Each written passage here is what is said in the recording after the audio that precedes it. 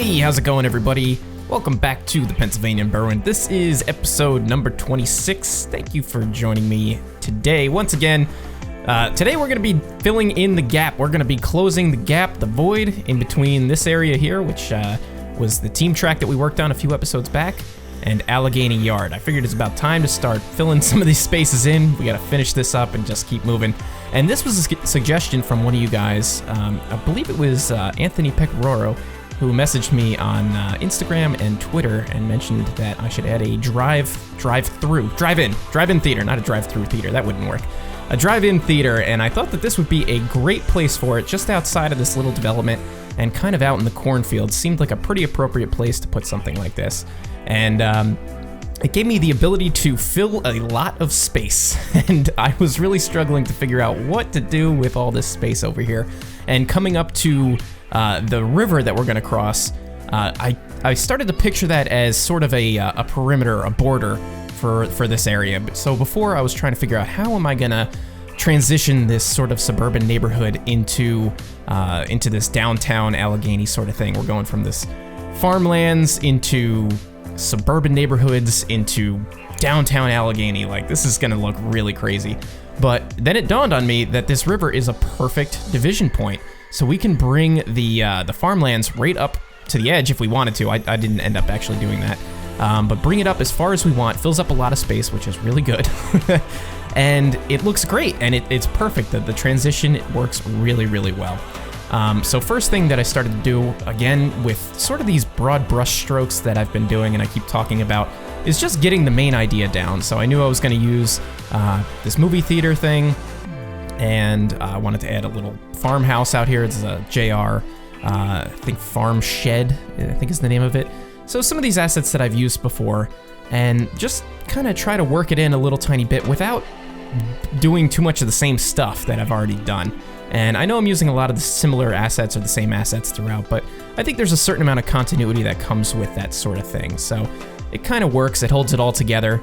But as long as you sort of diversify the scene a little bit and make it different, it doesn't look like it's the same asset being used over and over again, if that makes any sense. You just add some different details to it and make the scene a little bit different. It feels different entirely. So I think it's okay to use some of those assets over and over again. So anyway, I decided to get detailed a little bit here, and I didn't cut this part out, the bit with putting the cars in, because as obnoxious as it is, I figured it might be good to just include that in part of the time lapse of the video, just so you guys can see how time consuming it can be to just put down, I don't know, what was that, like two and a half dozen cars? You know, you gotta put them down, you gotta rotate them, and then I realized that, which makes sense, they weren't supposed to be squared on to the movie screen. They're kind of like on an angle, and that makes perfect sense, and I didn't realize that, so I had to kind of readjust those a little bit.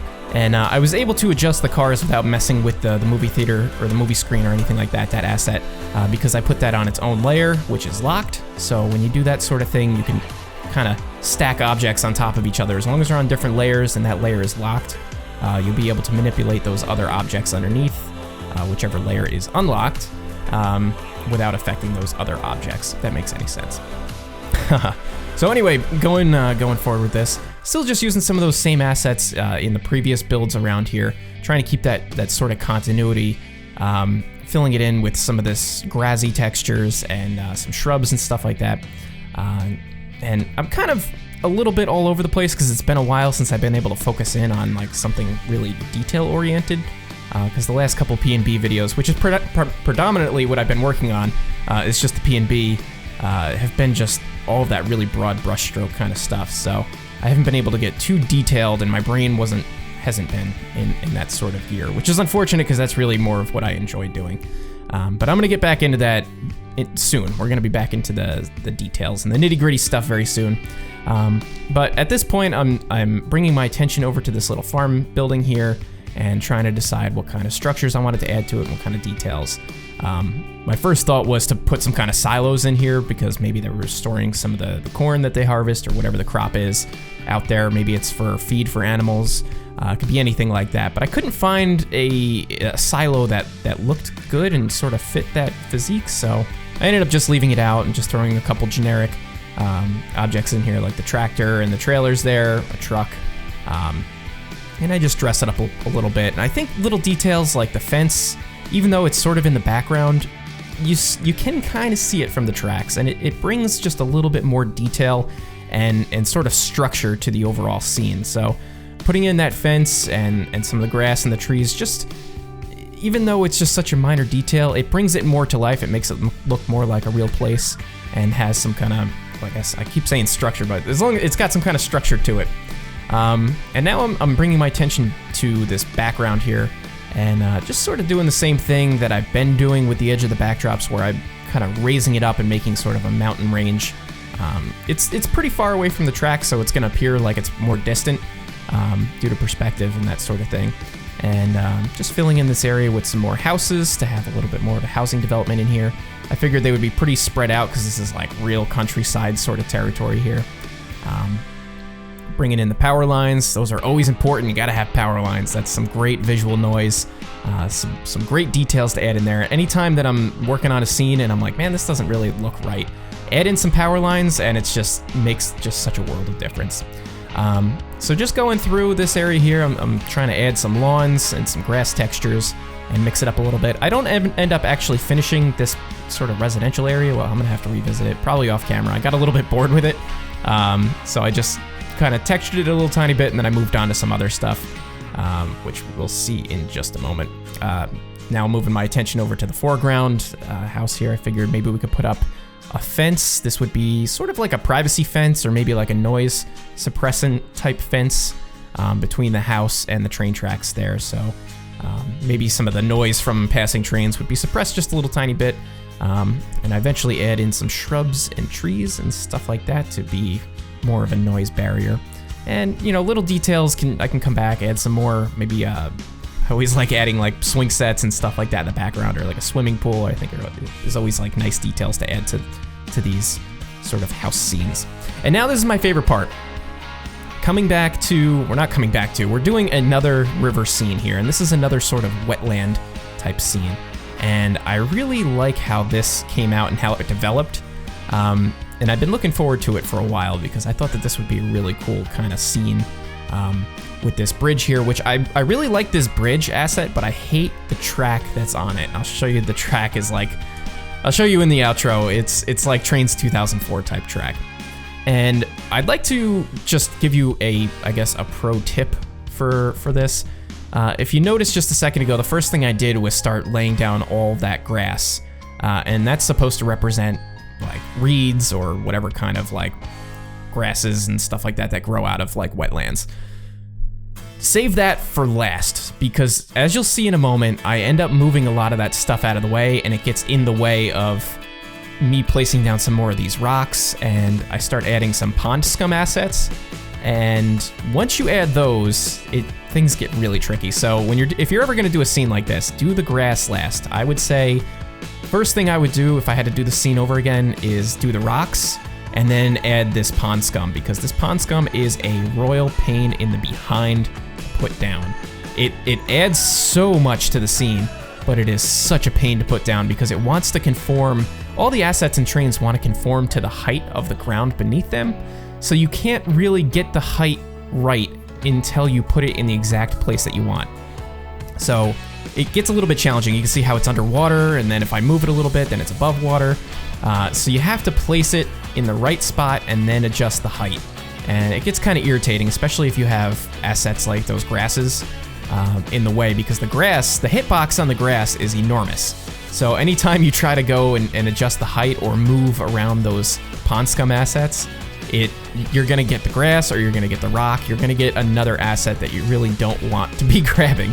So my recommendation, do the rocks, add the pond scum and those kind of details, and then add your grass and shrubs and stuff like that. So that's just something that I picked up on doing this scene. Again, you know, I learn things as I'm doing them. I don't have all the answers all the time, like right off the bat. A lot of the techniques that I come up with and things like that are through trial and error, just on my own time, you know, screwing around with stuff.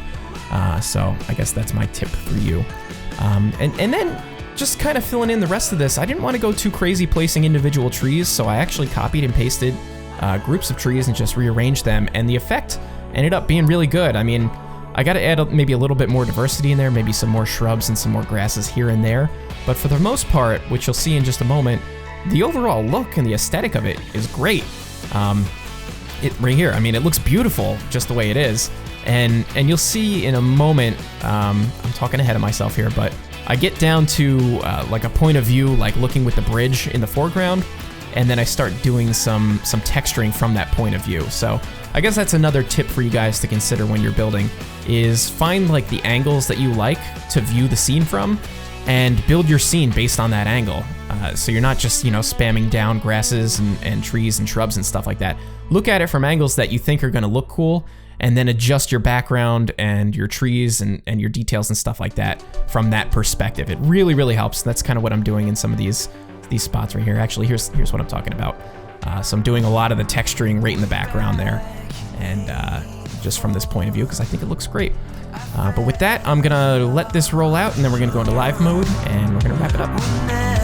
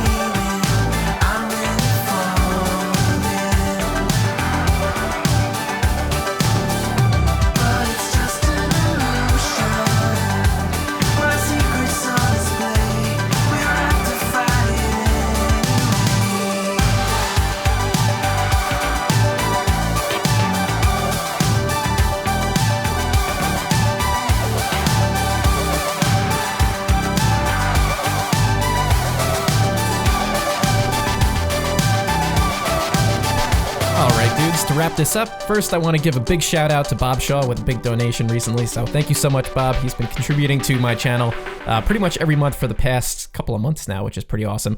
I'd also like to give a shout out to Thomas Rugerach and Steve Rieger, who were also donators, and I believe I gave you guys some names here. Steve Rieger, so thank you so much for the donation, and Thomas, I believe this is your boat here as well, so thank you guys so much. I'd also like to give a shout out to Terry Bolden, Ryan Deese, Craig Bishop, Joseph Baxter, Gordon Simpson, and Ryan Nolker for contributing to the Union Terminal and Appalachian Central release donation pot, tip pot, whatever you want to call it. So thanks a bunch, you guys. Without you, none of this would be possible. Well, it would be possible, but it wouldn't be as frequent. So thank you guys so much. All right, let's get into the last little bits and bobs of this little this video here. Let's take a look around. We've certainly closed the gap here between Allegheny and everything else. Obviously, there's still some work to be done over here. I need to connect to this road somewhere, which I might just kind of send off into the woods, maybe add a couple more details here and there. What I've been doing off camera is filling in the gap here, just with some trees that I've been copying and pasting. A little bit more detail work to do on the right of way. It looks a little bland, in my opinion, but pretty cool seeing Allegheny peeking out in the distance down there. around this bend. So it's looking pretty good. I also went ahead and put in some junctions so we could actually operate some trains in here. And I guess while I'm at it, this is episode number 26. So I think by episode 30, I should be done with this. At least that's my goal. I'm going to take it to 30, and then I'm going to stop. I'm going to put a hard stop on this, and I'm going to focus on actually getting this released. So I think by episode 30, which is another 4 episodes, I should be able to complete this. And I'm literally just going to cut this off right about here, put a portal here, and just delete all the empty baseboards. So got a little bit more space to fill up. I'll probably do 2 more big builds through here, and then maybe 1 very detailed build of some kind, and just start filling this all in. And I hope by 30 that'll do it. So that's the plan for this. I also am pre-recording a tutorial series for you guys, which I think some of you new people to Trainz are really going to enjoy. And that, as well as a mini series. So all that is going to be hopefully pre-recorded pretty soon, and then uploaded so that I can just have some content and I can take a vacation this summer for a little bit. But yeah, that and I'm really anxious to get back into the Drybrook live stream route that I've been doing. I haven't gotten my internet taken care of up in my office yet. So I don't have any live streams planned or anything like that, but soon, I'll get that taken care of soon, and then we'll get back to live streaming, but I'm really anxious to get back to that build because that is definitely a really fun build, lots of detail in that and stuff, so I'm really looking forward to getting back into that. And the last thing I think I would like to announce to you guys is a giveaway. That's right, I said the G word, giveaway. But here is the catch. Right now I'm at 3,114 subscribers or something like that. If you guys get me up to 5,000, I will do a giveaway for, I'm kind of thinking maybe 2 jointed rail gift cards for, I don't know, maybe $25 each or something like that. I have to work out the details, so don't quote me on that. But that's the plan. You guys take me to 5,000. We'll do a giveaway, and I'll make it worth your while. And then we can go from there. I'll plan some more stuff like giveaways and little things like that to kind of give back to you guys, aside from just doing maps and videos and that sort of thing. But that's gonna do it for today's video, guys. I hope you enjoyed this video, and I hope you have a nice weekend, and I'll see you guys in the next one.